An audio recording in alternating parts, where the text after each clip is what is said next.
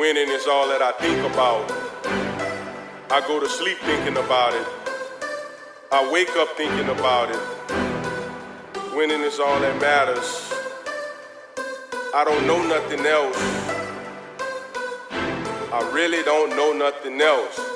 All I ever knew was how to win. I'm not gonna lose, I'm gonna win. Hello everyone, it's Vernon Wiggins, host of the Winning Culture Podcast. And y'all, today I have a very, very special guest in the building. Producer, director, screenwriter, author, the list goes on and on and on. We have today Dewey Allen in the building, man. How are you doing today? Vernon, I ain't gonna lie to you. I'm doing excellent, and it's a beautiful, beautiful day outside, and I'm so excited to be on the Winning Culture Podcast. Dewey, look, man, I'm so excited to have you here today, bro. Look, it's a beautiful day. You just made it even more brighter, bro. So glad to have you, man. Look, man, this is an honor and a privilege for me to have you on here today, Dewey. Look, man, I have always respected what you do, the hard work you've done, man, in films and everything, business, just everything that you've done, man, for this industry. It's been phenomenal, bro. And you know what, man? I just got to ask you, Dewey, how do you do it? How have you been doing it for so long, man, and so well? The thing about doing it so long and so well is consistency. All right. So you gotta be willing to start off small. You gotta be willing to start off with the means that you do have and treat the industry as a business. Correct. Here in the state of Louisiana, we are the industry. We make up the entertainment film industry. So all the moves we make is contributing to the collective of the industry in this particular state. If your business is registered in this state. Gotcha. So once you register your business in this state, you're contributing to the industry. And you want to steady continue to contribute to the industry in a positive way. Correct. Absolutely. Dewey, man, look, I love it. Man, a lot of people can learn a lot from you, brother. They definitely can. I mean, man, you've been doing this for a very, very long time, and you've been so good at it, and you've given so many people opportunities, including me, man. I'm so thankful for it. I really am. You're a big cornerstone for my career, man, to be honest. And I thank you for it a bunch. You know, I mean, I remember, man, when I first met you, man, maybe over 10 plus years ago, you guys were doing a movie premiere for my side piece, man. Right. At Bella Noche. Yes. If you can't go to Bella Noche, hey, where can you go? Right. Hey, Dewey, look, bro, I'm not even joking. I remember when I saw it on the internet, and I had no idea who was doing it or what it was. You know, I saw a movie premiere of my side piece. I was like, let me go, man. I want to go to that and just network with some folks. And look, Dewey, I'm not even, I probably never told you this, man, but I remember when I pulled up and, man, look, bro, you and your brother pulled up in a clean old school car, bro. And I'm just sitting there, I was like, that gotta be the guys. Man, I remember that. And look, you guys got out super clean suits on, bro. I say, oh yeah, they are somebody. And, just take us into that whole experience, bro, of that premiere that night.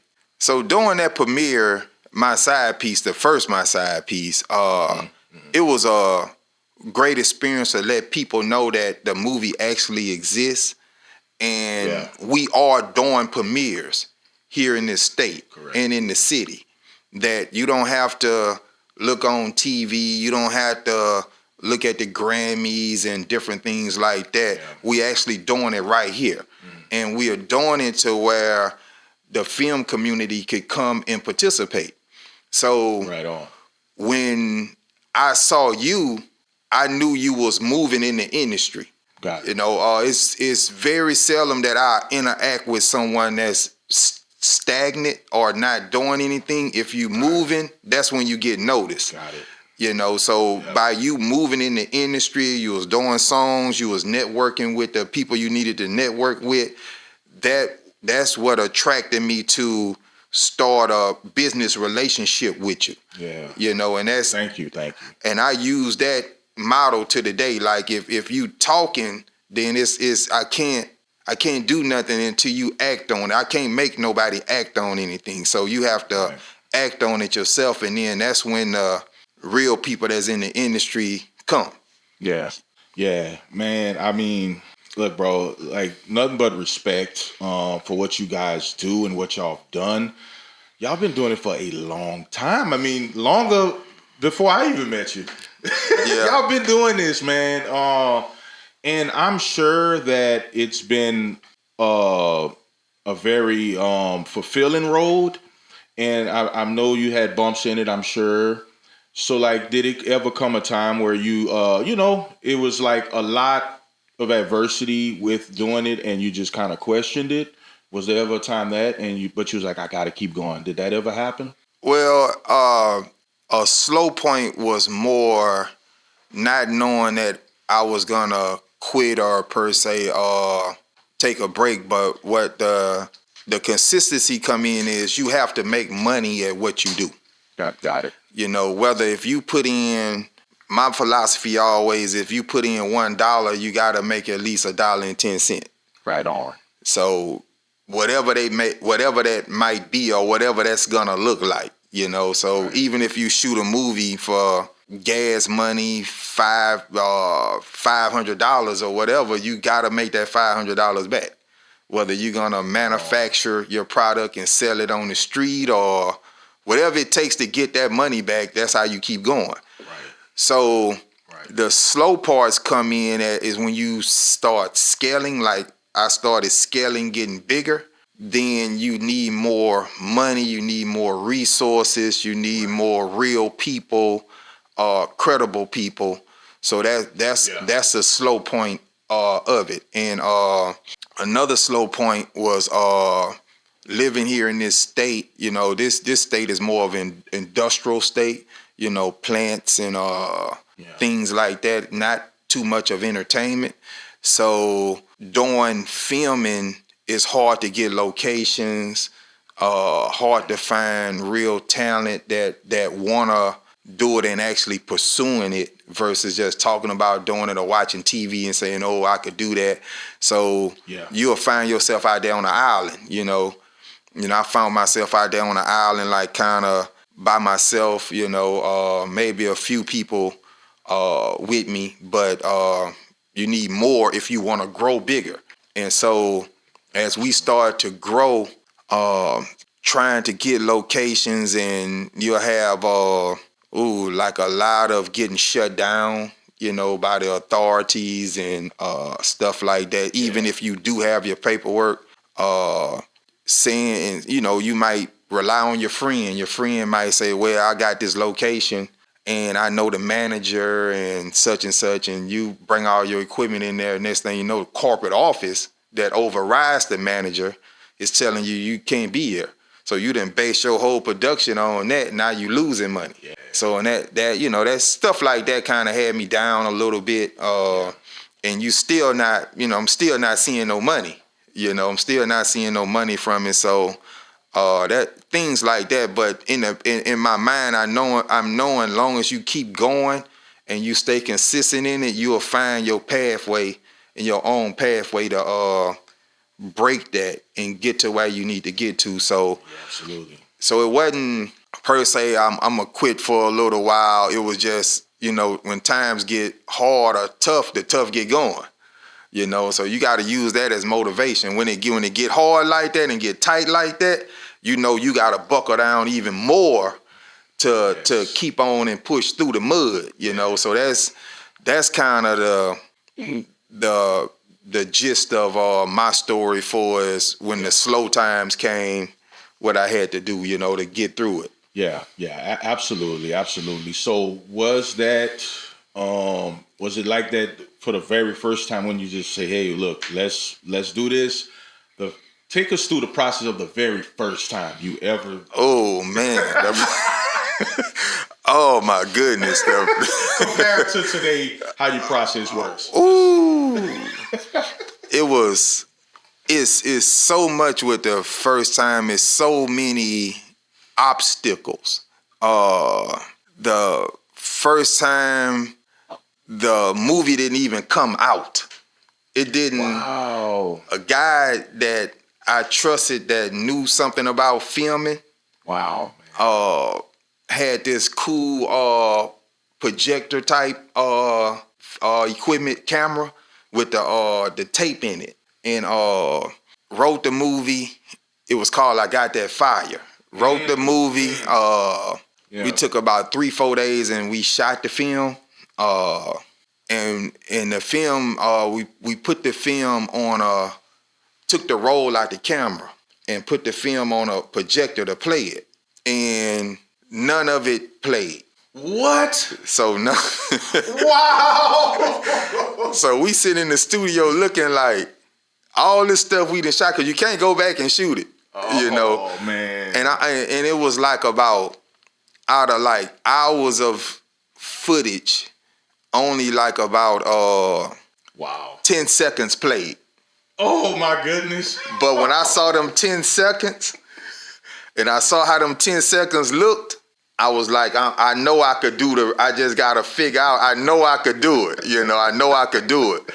And so that was like the first time the film didn't even come out. Wow, man.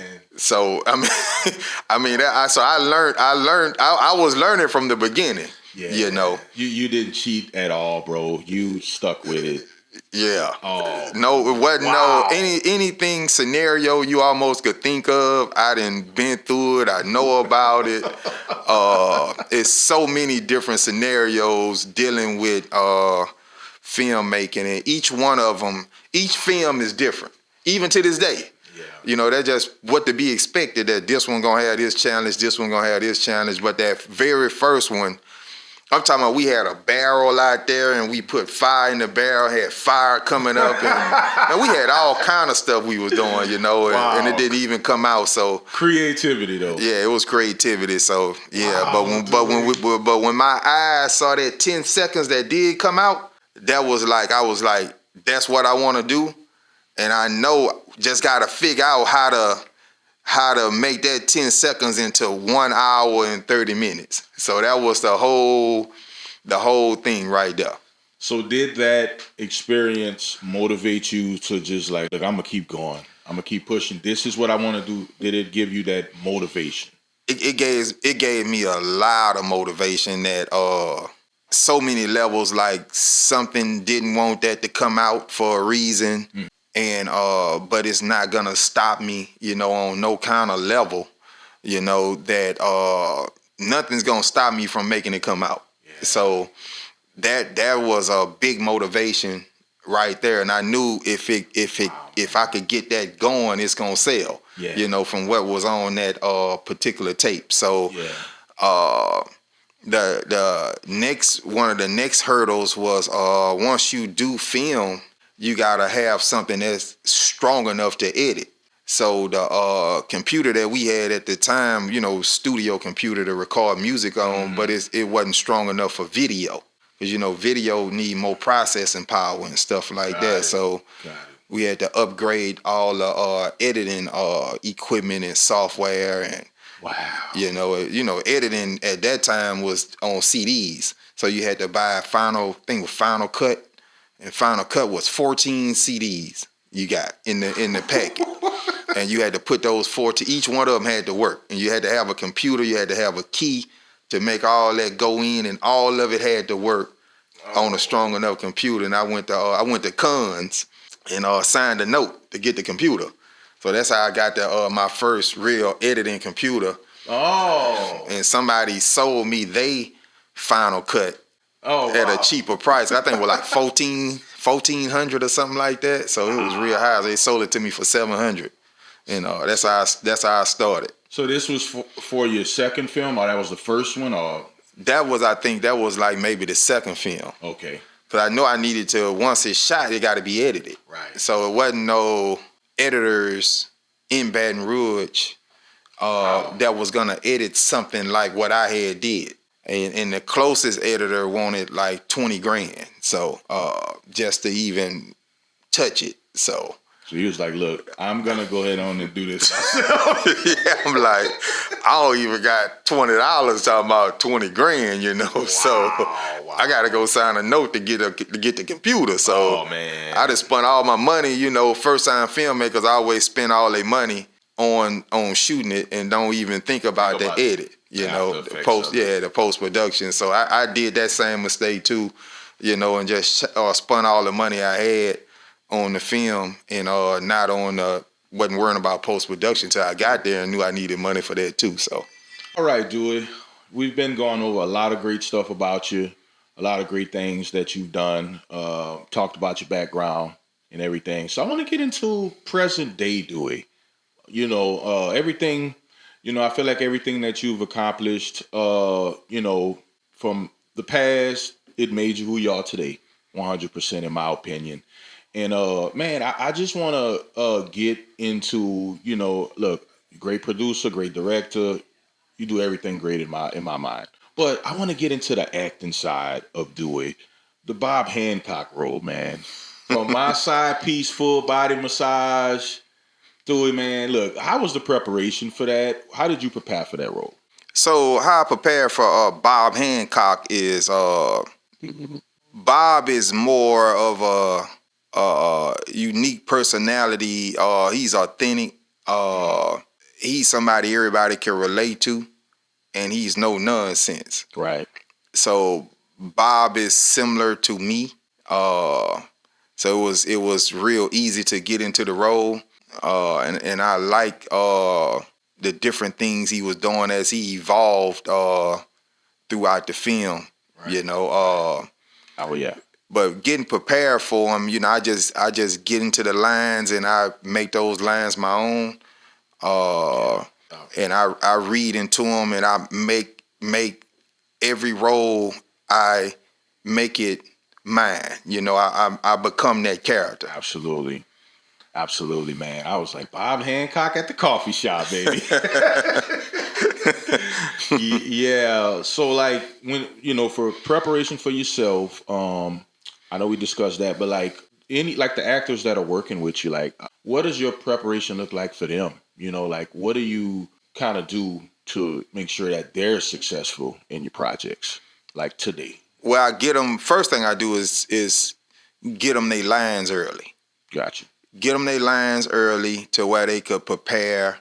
I go over, practice with them, make sure that they practice and, you know, not just coming there. I don't want them to look like they reading their lines. Got it. So they have to feel natural. And I kind of, I don't really give them too much ad-lib room, but as long as they stay on the subject of what's on the paper, then they could incorporate a little bit of their personality into that to make the role more authentic. Got it. And when you're choosing your crew and actors, you know, is it something that you look for in them and you like, okay, yeah, they can work with me? Like, what do you look for? I look for team players and people that's damn good at what they do. Got you. You know, you have to be good at what you do as well as a team player, able to work with the other crew members and able to work with the other actors. Not a bad apple. Oh yeah. If you a bad apple, then I can't work with you. You'll basically get fired, you know.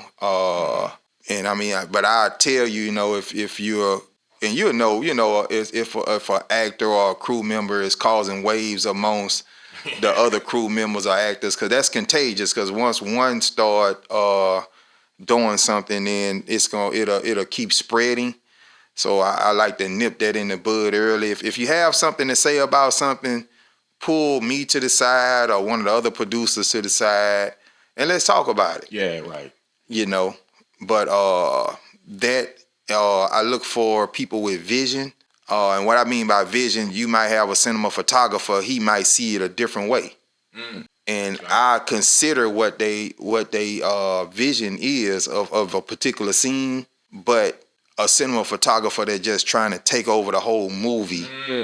And it's gotta be shot like this, or the last thing I did was like that, and all that. Then they'll fall more toward the can't work with, not a team player thing. I also look for speed, like we're not trying to work ourselves to death, but we also gotta move at a great pace.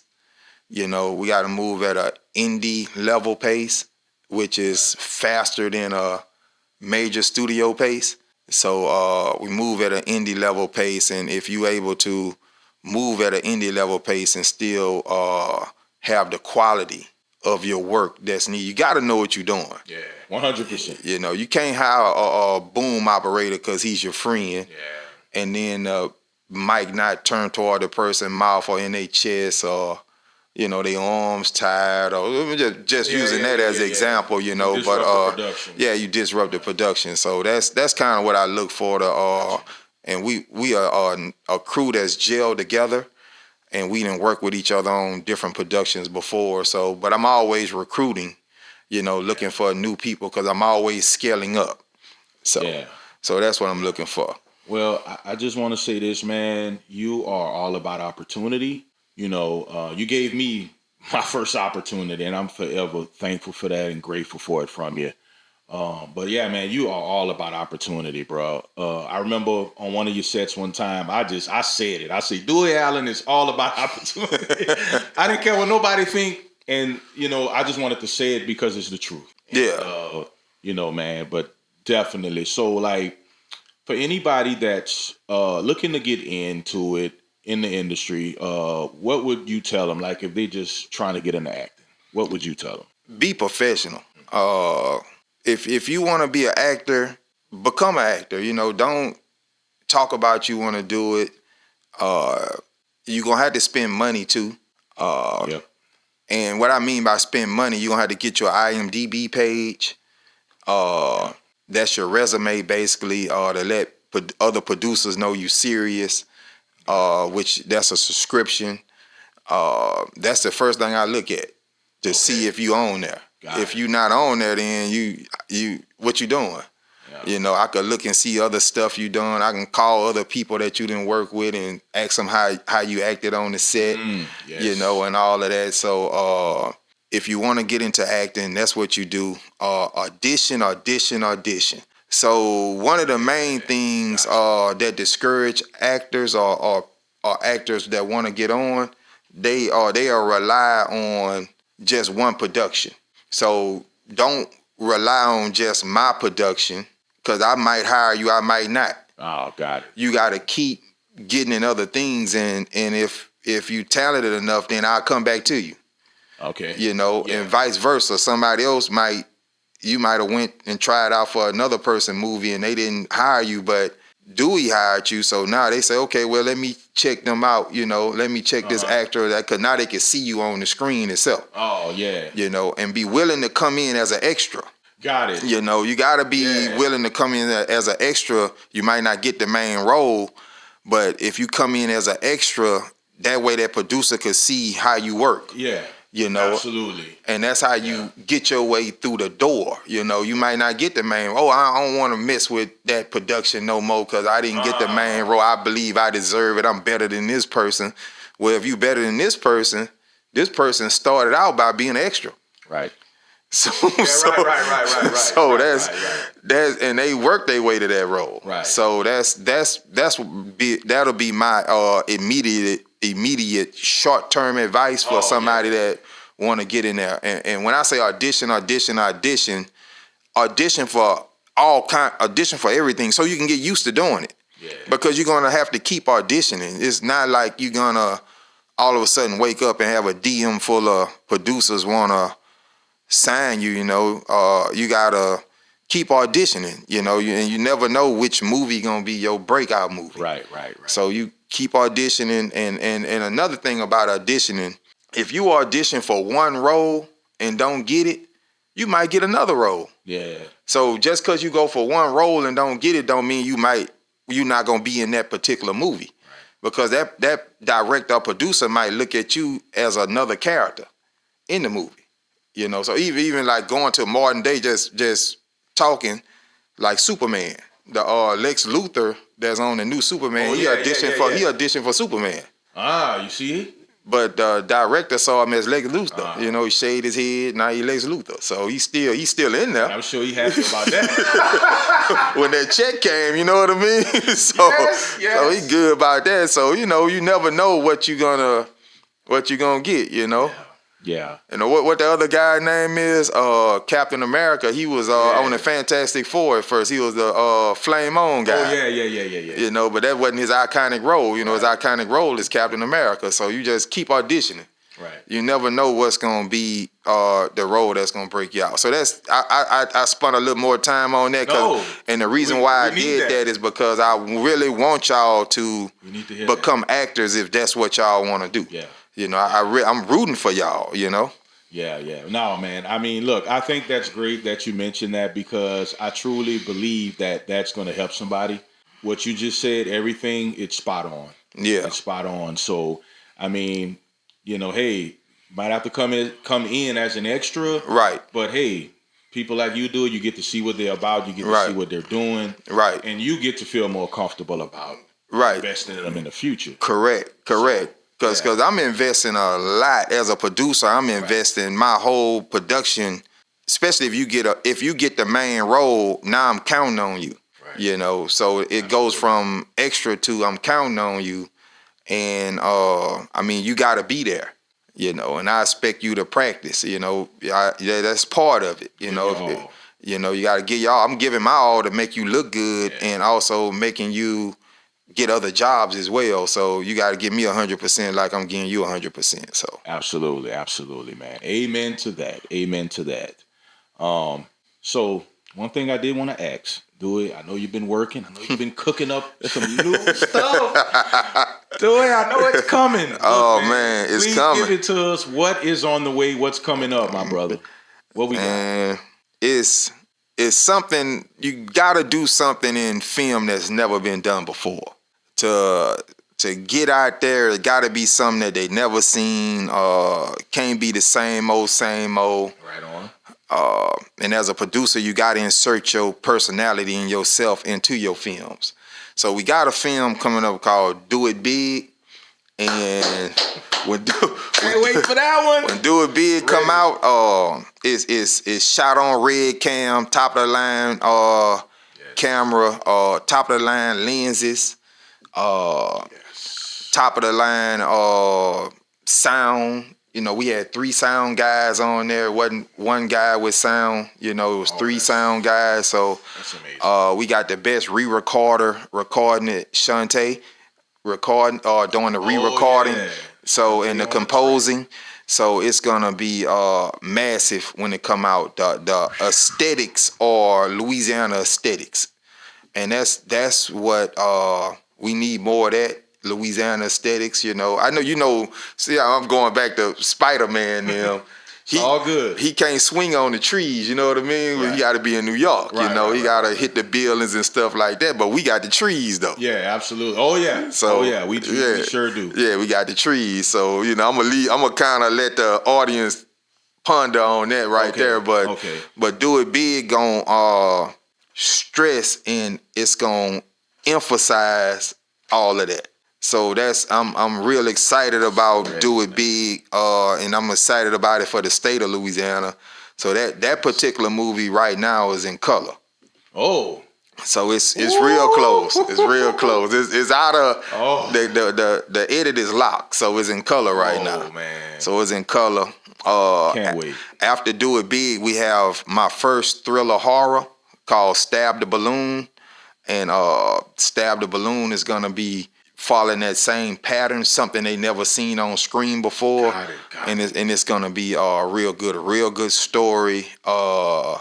Something you could just watch over and over. You know, when you get to watching those movies like Truth or Dare, you just have them on in the background running because you didn't seen it, but you know what's gonna happen, but you just like the movie. Yeah, absolutely. You know, it puts me in the mind of something like that, or Truth or Dare, or something, you know, to that nature. and it's real good. And then, but after that, it's gonna get even more crucial. So those are the things that we have coming out. So yeah. Dewey, look, man, we ready for it. Can't say enough about your films, man, your projects. I'm a fan of it all, bro. I gotta be honest with you. I know, we worked on quite a bit of things together, but I'm a fan of your work, my brother. Appreciate it. You're welcome, man. I mean, because to me, it seems like you kind of block out everything when you're working on projects. Like, you don't really be like, oh, I gotta try to get this in this amount of time, that amount of time. It seems to me that you like it to be to your liking when you're ready for it to come out. You don't care about, I'm trying to race against this time. Right. And in my opinion, I feel like that what makes your work so great. In my opinion. Right. Cause I'm in my own lane, so I'm paving my own way, my own road, so I can go at my own pace. Absolutely. And when I look at my film, I want it to look like I want it to look. So it don't matter what it takes to make it look like I want it to look. Like on one of my first films, Mississippi Shakedown, it had some guys sitting on the porch, and they looked out they looked out, and it cut back to you. The audience never saw what they was looking at. Oh, okay. So I went back. That's me watching the cut. So I went back and I filmed cause I want the audience to see what they was looking at. Yeah. And since they was in a rural area, I filmed something rural and I inserted it in there. So when they look, you saw that rural area, then it cut back to them on the porch. Oh. So I'ma always put what I want to in there. Absolutely. So now every time I go back and look at that movie, I know I took that extra effort to put that cut in there. So that's what I do with all the cuts. I put that extra oomph in there to give that extra detail, and you might look at it at first and might not, the audience might not notice it, but when they keep going back and look at it, they're going to see something different every time. They're going to be, okay, I ain't noticed that the first time, and then, I ain't know that. I ain't know this person was that person's cousin, or I didn't know this, or I didn't know that, so, or I didn't know he had the keys in his back pocket or something. I looked at it again, because at the beginning I saw him put it in his pocket, it might be anything. So I'm going back doing all of that detail work to make sure the movie is tight. Yes. So it gotta be tight. It can't have no holes in the movie. Gotcha. So I don't like a film with holes in it. So yeah. I got you. You like to be satisfied with it. I gotta be satisfied with it. Yeah. We'll do it. Look, man. Bro. So glad to have you on today with us. I mean, look, man. When y'all see this episode, I'm telling you, gonna love it. We got the one, the only Dewey Allen on this episode. He's dropping a lot of gems. Go back and look at it a bunch of times. Hey, it's the winning culture, baby. It's the winning culture. Can't have it no other way. That's right. Well, Dewey, thank you, man, so much, bro, for coming on the Winning Culture podcast, bro. You keep doing what you're doing, man. Keep up the great work, my brother. I know there's a lot of great things coming from you. Hey, look, Dewey Allen Legacy Productions, we in here. Yep. And we really love the community, and it's more to us than just movies. It's about creating opportunity. It's about showcasing Louisiana talent, and it's all about community impact. So you see us out in the community, we working, we networking, and we building the culture, the winning culture. Yeah, oh yeah. Thank you so much, Dewey. That's my guy, y'all. Yeah. Winning is all that I think about. I go to sleep thinking about it. I wake up thinking about it. Winning is all that matters. I don't know nothing else. I really don't know nothing else. All I ever knew was how to win. I'm not gonna lose, I'm gonna win. I'm